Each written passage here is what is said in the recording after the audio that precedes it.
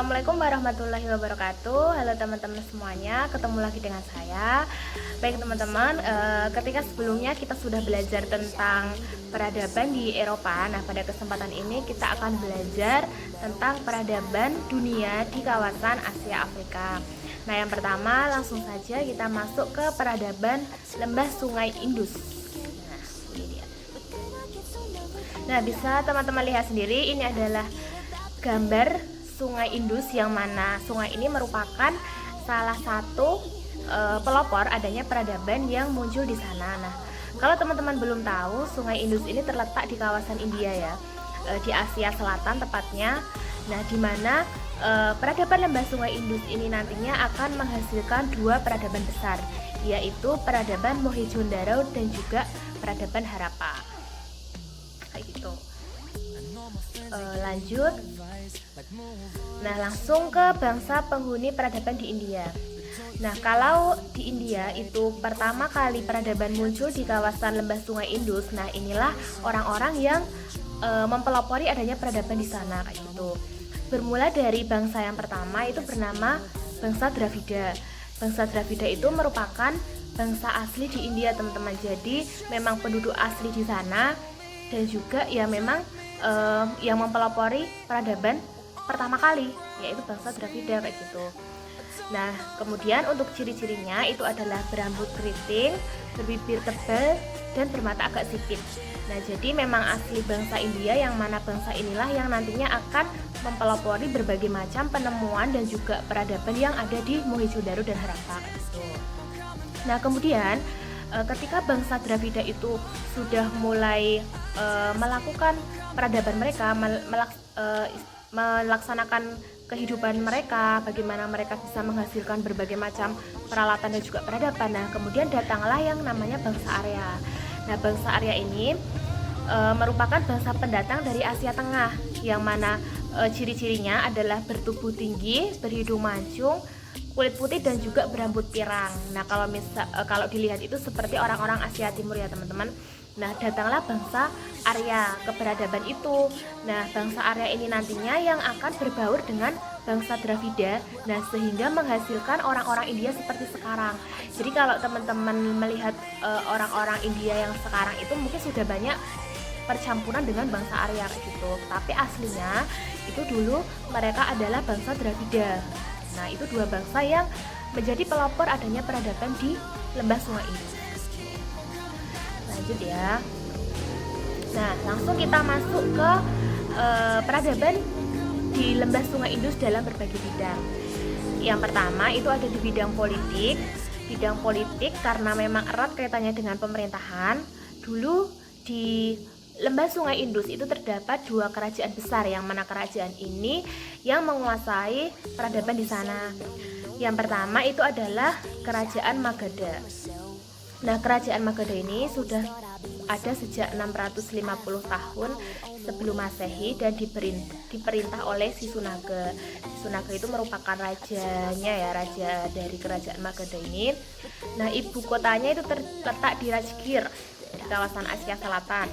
Nah, masa kejayaannya itu saat dipimpin oleh Raja Nanda karena berhasil mengusir Persia dari Punjab. Dulu Persia itu memang ingin menguasai India, yang mana dia ingin mengklaim wilayah India, kemudian berhasil dikalahkan oleh Raja Nanda. Nah, selanjutnya Raja Nanda membentuk dinasti Nanda, yaitu Mahapadmananda. Raja ke-9 mempunyai putra bernama Chandragupta. Jadi dinasti Nanda inilah yang mempelopori bagaimana sejarah peradaban di India itu bisa muncul kayak gitu. Makanya kalau misalnya kita belajar tentang sejarah hidup Buddha di Indonesia itu kan pasti kalian mendengar bahwa kebanyakan bukti yang kita temukan di Indonesia tentang sejarah kerajaan hidup Buddha itu berasal dari prasasti Nalanda. Nah, itu merupakan salah satu peninggalan dari kerajaan Magadha ini. Kemudian kerajaan yang kedua adalah kerajaan Maurya. Kerajaan Maurya ini didirikan oleh Chandragupta Maurya, di mana ibu kotanya terletak di Pataliputra. Kemudian masa kejayaannya yaitu terjadi ketika masa Asoka karena berhasil menguasai Kalinga dan Dekan, merupakan dua wilayah di India yang menjadi perebutan kerajaan-kerajaan yang lain. Baik, kita lanjut dalam bidang ekonomi.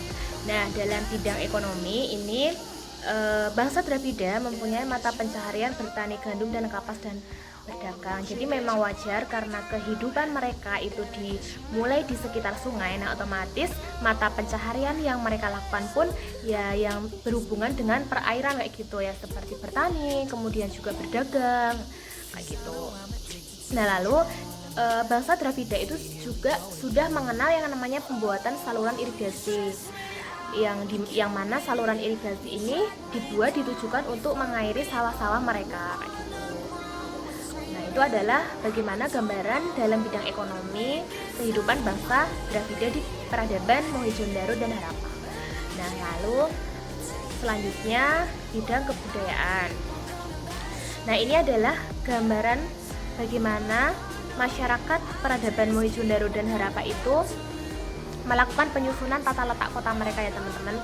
Jadi kalau dilihat dari gambarnya itu memang sudah sangat modern, di mana kota itu sudah disusun sedemikian rupa sehingga terlihat rapi dan juga ya sudah hampir seperti peradaban yang sekarang kayak gitu teman-teman. Padahal ini merupakan peradaban pertama yang muncul di sana, tapi mereka sudah mampu berpemikiran untuk menyusun tata letak rumah-rumah mereka itu seperti pada gambar itu kayak gitu.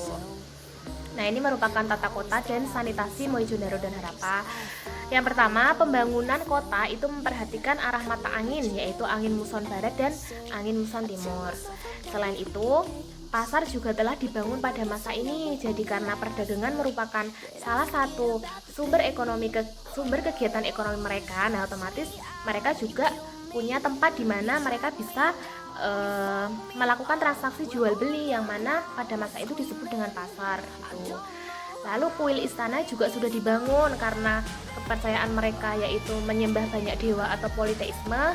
Nah, di mana kuil ini juga dibangun ditujukan untuk sarana peribadatan bangsa di Mohenjo-daro dan Harappa.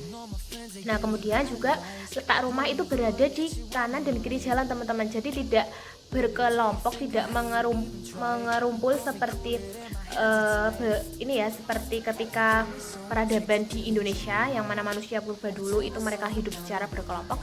Tapi di sana itu sudah mengenal yang mana pembagian rumah itu berada di kiri dan kanan jalan, yang mana jalan itu nantinya yang akan mereka gunakan untuk sarana transportasi yaitu.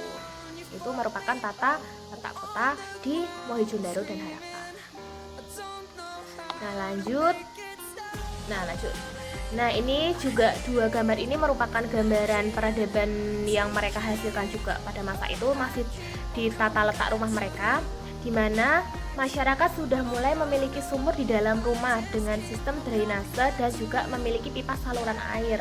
Jadi bisa teman-teman bayangkan dulu ketika di Indonesia itu manusia purba sebatas menggunakan sungai sebagai sumber mata air mereka, tapi mereka sudah mengenal yang namanya pembuatan sumur, yang mana sumur ini nantinya yang akan mereka gunakan untuk memenuhi sumber daya air mereka kayak gitu. Nah, ini selain itu juga sudah memiliki pipa saluran air, yang mana pipa ini digunakan untuk menyalurkan limbah-limbah mereka ke selokan supaya tidak mencemari lingkungan gitu. Terus juga jalan dibuat selebar 8 meter membujur arah utara selatan. Terdapat juga jalan kecil mungkin kalau sekarang itu namanya gang ya teman-teman. Itu selebar 1,5 sampai 3 meter memotong arah barat dan juga timur sehingga membentuk suatu blok. Mungkin kalau dilihat seperti sekarang itu bentuk di perumahan. Jadi banyak blok-blok, kemudian juga banyak gang-gang yang bisa mereka gunakan untuk jalan pintas kayak gitu. Kemudian semua pintu rumah menghadap ke jalan dan bangunan menyerupai benteng. Jelas mereka sudah tahu ya ketika masuk pertama kali itu kan pasti mereka dari jalan kayak gitu. Otomatis pintu ya menghadap ke jalan supaya mereka langsung bisa akses ke rumah mereka kayak gitu. Terus selain itu bangunan juga menyerupai benteng karena memang dulu karena masih zamannya perang, jadi di mana rumah itu selain buat tempat tinggal itu juga bisa buat berlindung dari serangan musuh, makanya dibuat sistem membentuk benteng-benteng kayak gitu. Lalu terdapat gudang gandum, tempat peleburan logam, tempat menenun kain, tempat musyawarah, dan bangunan stupa lengkap dengan arcanya. Jadi memang sudah terstruktur bahwa selain ada rumah juga ada sarana-sarana umum yang bisa mereka gunakan secara bersama-sama dalam satu komplek masyarakat peradaban Mohenjo-daro dan Harappa. Lanjut ke ini peralatan yang mereka hasilkan ya teman-teman. Mereka dulu juga sudah mengenal peralatan dari logam, yang mana telah ditemukan beberapa arca dan 2 buah torso atau arca yang telah hilang kepalanya itu yang berasal dari logam. Lalu juga ada peralatan rumah tangga yang juga ditemukan di kota Mohenjo-daro dan Harappa yang terbuat dari logam. Jadi bisa teman-teman bayangkan, memang masyarakat pada masa itu sudah maju ya teman-teman. Dia sudah bisa membuat berbagai macam peralatan yang mereka gunakan, bahkan sudah terbuat dari logam. Ketika peradaban pertama di Indonesia, kalau teman-teman ingat, itu masih dari batu dan alatnya pun masih sederhana. Di Mohenjo-daro dan Harappa itu mereka sudah bisa membuat peralatan yang berasal dari logam. Nah, lalu selanjutnya ada seni keramik. Benda-benda purba berbentuk segi empat, berupa lempengan tanah dan bergambarkan binatang seperti gajah, harimau, sapi, badak atau pohon-pohon seperti beringin yang menunjukkan adanya kepercayaan terhadap binatang kayak gitu teman-teman. Nah, ini adalah hasil-hasil karya kebudayaan mereka yang berasal dari logam dan juga keramik. Lanjut ke terakhir ya teman-teman. Nah, terakhir dari peradaban Mohenjo-daro dan Harappa ini adalah sistem kepercayaan mereka.